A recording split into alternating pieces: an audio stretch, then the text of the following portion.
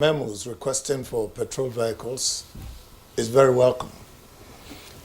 And why is it welcome? Because sometimes you have to really tighten up the system for people to wake up and realize that we're in danger. I do not recall any field of endeavor in the world that Nigerians are not top anywhere, from space to the deep sea. Yes.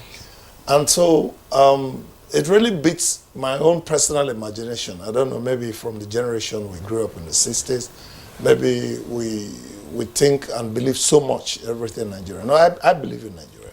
Very proud of my Nigerian passport. I flaunt it anywhere. And I think that Nigerians should wake up and take this challenge.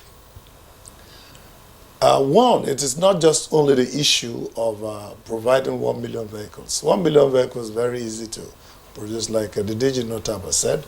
We become a trading port, and then everybody starts importing from Argentina, from India, from Korea, from China, and all of that. But we need to get to the point where we must ask ourselves, why will anybody bring trucks to offload minerals in our forests and just ship them? Why would anybody create a landing strip in the middle of our forests and just cut away our minerals? So something is definitely wrong with the way we Nigerians evaluate ourselves. It shouldn't be all about food. It shouldn't be all about our comfort and the clothes we wear and the houses we live. You know, because all the fine cars you see here today, tomorrow will be ending up somewhere in a scrap. And so it doesn't make anything. And even with all the noise we make, we will just only be a photograph on a wall in another 100 years or 90 years. So what we should do is actually to keep a good memory of the activities we are putting. And I very much like the postulations and the projections of the DG, former DG and Nota, because whatever we are doing, we must start to produce in Nigeria. If we do not use this opportunity of this struggle, of these tight seasons, to wake up, because when things are difficult, I think that's when sometimes our brains wake up, even in school. When you eat so much food, you cannot read well and pass exams. When you are not having all the food, you'll be able to work. So today, this policy should start that drive and that hunger in Nigerians to manufacture. We have young children that are coming out with challenges. We have somebody that I saw from Sokoto that designed an electric vehicle. I'm sure that the DG is aware of that. Even in Borno? Yes, and so there are so many ideas that are coming up that need to be encouraged immediately. And those ideas are the things that will start us in our revolution, because we need it, not just to fill the place with one. Even if you want 20 million vehicles, we can easily trade on that and get there. But when they start to break down, what do you do? That's why I asked you, what comes first, the chicken or the egg? Do we have the facilities to churn out this number of vehicles? It has to be, working system? It has to be half and half. Okay. It has to be half and half. The petrol vehicles, and I said this earlier, the petrol vehicles cannot be wished away. And also the CNG gas must be embraced. So the government's policy should now be geared towards deliberately driving the process of encouraging this.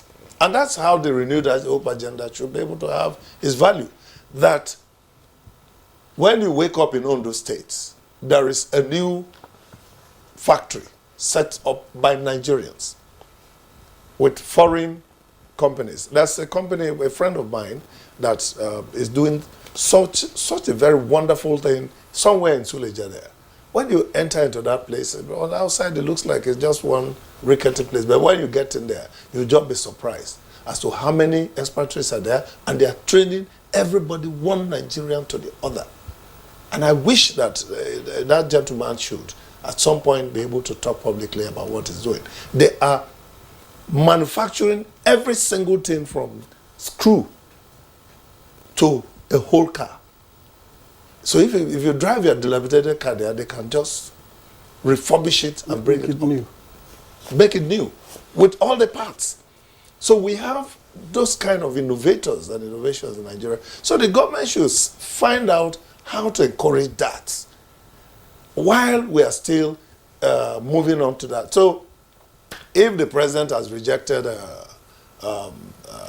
memos for PMS fired cars, he has done Nigeria very good. And I think that's a patriotic thing to do. But once he has done that, he should also get the financial system, the Minister of Finance, the central bank, to sit back and then really work. Because most of the policies we are bringing out today, in my opinion, they are not bringing the immediate result that will take us into the mid-term, into the medium term, and then the long term.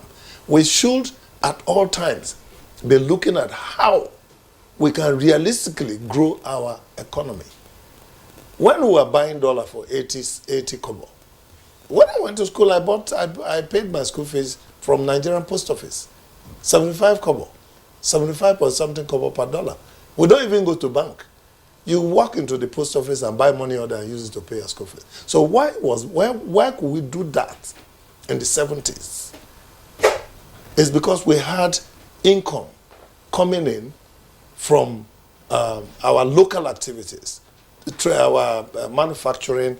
We are driving made in Nigeria cars. We are driving, drinking Milo and everything that's being done from Nigeria. We are a lot of things that were happening at that time were made in Nigeria, and we are proud of that. We exported. We even produced PMS at the material time in the 70s that we exported.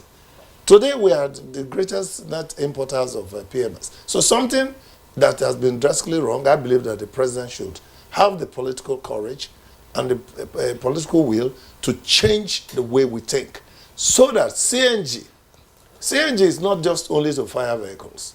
It's not just only to fire power generators.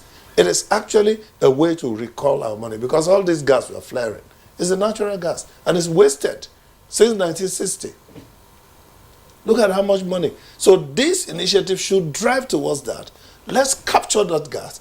Let's turn it into different things, because it can be turned to fertilizer. Our farming can be improved by some natural things. We can study, we can do research, and do as much as possible to give Nigeria the economic renaissance, the bound that we need. So this CNG initiative is not just only for Mr. Joe to provide vehicles for us, and I'm very happy to be educated by some of the things that the DG has said here, which is why I propose that we should partner very efficiently. So we can hear the TLH talking about use our gas stations. You don't need to reinvent the wheel. It will just penetrate into the system like it's just a dream. But you have the facilities as it is today. We already have facilities. So assist us with how to access money and be able to set up the daughter stations. You cannot put a mother station in any retail outlet. So, for instance, in Port Harcourt now and Akwa Ibom, you have Starlink doing a lot of compressed gassing. They're running most of their equipment, thousands of equipment with CNG. You have the Greenville that's just on the road there that can serve, in fact, the whole of the South and the Southeast can be serviced from those areas, because they are producing that natural gas they can compress. And so it's easy to move them with bobby tails, specialized CNG vehicles to various stations. From there, you can, so long as, I know the standard they've created will not allow CNG to be transported for a long distance, but, gradually we'll fill up to that, but let's start. So the way to start, in my opinion, is get the retail outlet owners, get the major marketers, get the independent marketers, get the depot marketers. Let us sit down and discuss and exactly know what we can do. So when you talk about stakeholders, these stakeholders should be actual practitioners in the fields. Actual practitioners. So when you want to train, you go around the whole country, from Lagos to Port Harcourt to wherever. Pick the mechanics, all of those people, and train them. Not so much about university degrees and all of that, but people who can practically be able to, use their hands and skills to do something. We're already doing something with Yes. the hands. So that's what I think. So so back to your question, it should be half and half. Because if you right away say petrol should go, how many hours do you have to get a vehicle coming? These vehicles that are using CNG gas today, they didn't start in one day. I remember, one day when I was driving through Benin and NIPCO was having this gas facility. I was like, oh, okay, because in the 70s, we used to drive this Mazda version of car that has gas and petrol. So you just switch. So it's actually not a new technology because we've used those technologies for a long time. And then they're there. But now gradually I believe that NIPCO has really gained a very long mileage in that, and we should be able to encourage that. We should encourage other, like Sheyi said, Rano should be these are big players that have large retail outlets and good stations